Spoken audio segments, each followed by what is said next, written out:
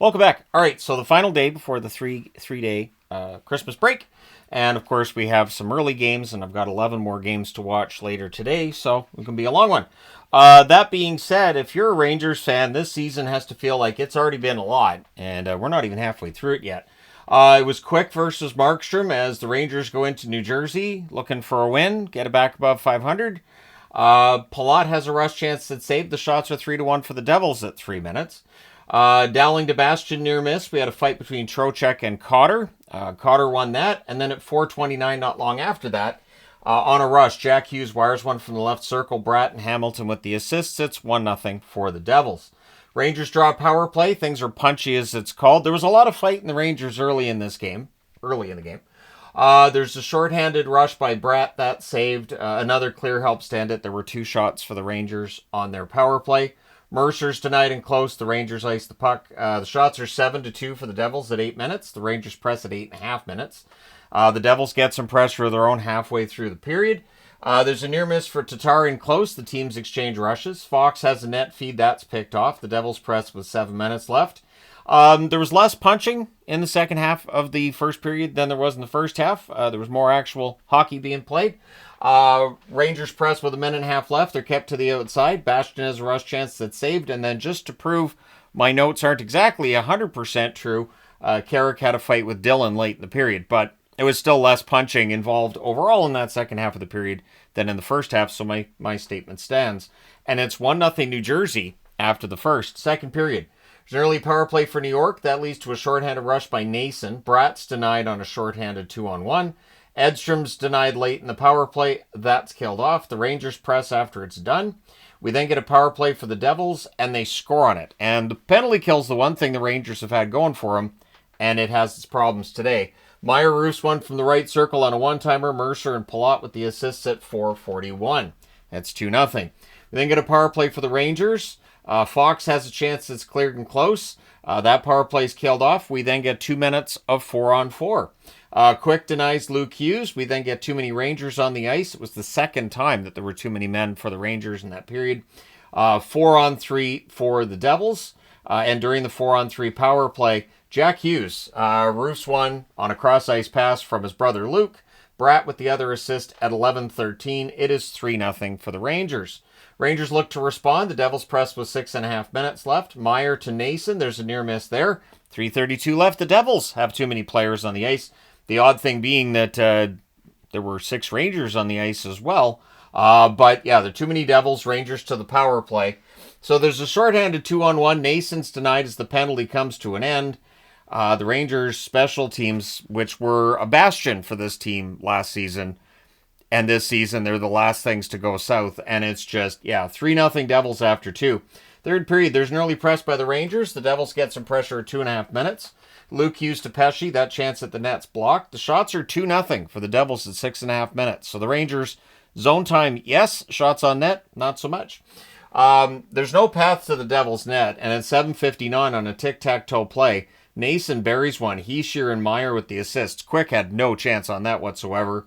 Mercer's then denied on a fast break. The Rangers are progressively getting worse as this game goes along. So if you were trying to do like a little cartoon for the Rangers, those little flip cartoons with the books, the kids still do, because, those used to be fun. I used to have books where you do the flip. The flip cartoon for the Rangers in this would just be a hockey player wearing a Rangers jersey slowly doing a face plant if the book was if this game was a book. So, yeah. Anyways, Mercer's denied on a fast break. Rangers are getting worse. We then get a power play for the Devils, because why not? And at 12:35, Mercer tips one in close. What's interesting is his stick had broken not too long before that, so the fresh stick works. Jack Hughes and Luke Hughes with the assists there. So the brothers combining on a goal for the second time in this game. It is 5-0 for the New Jersey Devils. 4:06 left. The Devils go back to the power play. As a reward for the fourth line playing so well, the Devils have their fourth line start it. There's an early clear by the Rangers. That power play's killed off. 5-0's the final. Yeah, so the Shock Llama's on the board because this is the 7th game in a row that the New Jersey Devils have allowed less than 20 shots. That's a new NHL record. They win 5-0, so the Extermination Magnet's on the board because it's both a blowout and a shutout.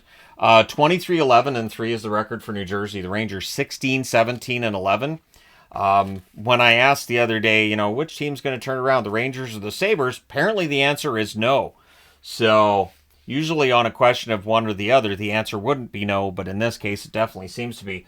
I don't know how you fix this, and the shots show you the Rangers just progressively got worse. Shots are 9-5 New Jersey in the first, 9-4 in the second New Jersey, 11-3 New Jersey in the third. Final shots 29-12. Isn't this back-to-back games where Markstrom's only faced 12 shots? So the power plays, the Rangers 0 for 4, New Jersey 3 for 4. The hits 26-16 for the Rangers because they never had the puck. Jonathan Quick 24 saves on 29 shots. Markstrom saves 12 in the shutout. I think making Chris Kreider a healthy scratch was brilliant today because he didn't have to worry about his stats getting worse.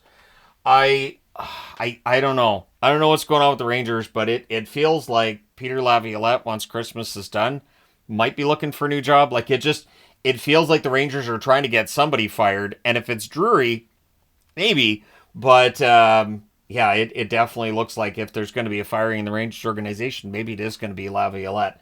This absolute, complete, and total disaster by the New York Rangers is it's stunning to watch. This team was 12-4-1 at one point this season, and then things got worse. All right, Winnipeg and Toronto. So it's Hellebuck versus Wall. The only shot on net was for Toronto 3 minutes in. Riley to Pacioretty near miss. The teams trade turnovers. Perfetti has a net feed that's held. The teams then trade rush opportunities. Fleury has a screenshot that's blocked. Neither team is getting prolonged pressures in this game at that point. Pretty good defending. Dewar has a slot shot that's held. We get some pushing there. The Leafs press with 9.5 minutes left. In fact, the shots are 6-3 for Toronto with 8 minutes left. More pressure by the Leafs with 7.5 minutes left, but the Jets would draw a power play. Connors denied, the rebounds cleared, and then on a face-off win later in the power play at 16:04, Connor buries a rebound at the net. Velarde and Morrissey with the assist. The Leafs press to respond, but it's 1-0 Winnipeg after one. Second period, 1:16 in. Kyle Connor gets the second goal of the game. Scheifele with the assist. He buries this on a net feed on a rush. Great pass by Scheifele. These guys know each other well. We then had a fight between Iafallo and Domi. Apparently that's Iafallo's first NHL fight. Jets come out of that with a power play. That leads to a shorthanded rush by Marner. Pionk defends that without taking a penalty, and that power play is killed off. Shots are 3-2 for Toronto 4 minutes in.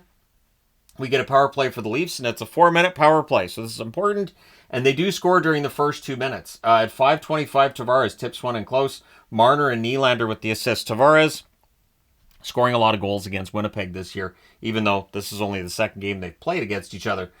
Jets kill the other 2 minutes, which is important. Jets press after the kill is done. There's a net feed to Velarde, gets picked off. Shots are 6-2 for Toronto halfway through the period. Jets press with 9.5 minutes left. Leafs get some pressure with 6 minutes left. There's a near miss by Myers.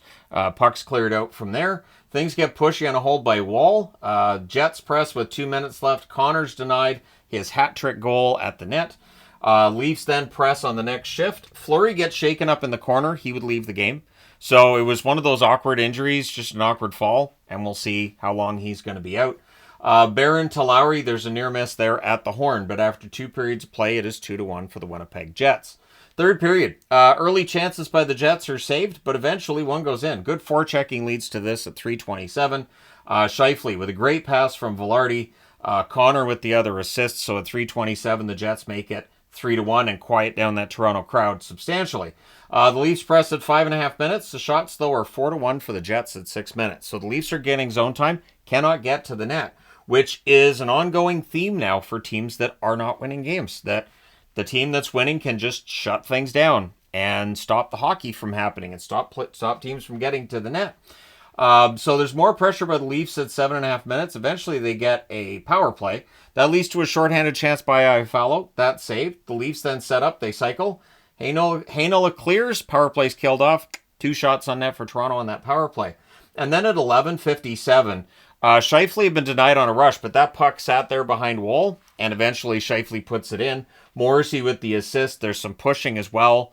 The fans were booing. My assumption is that they felt like Wall probably had the puck and that play should have been blown dead.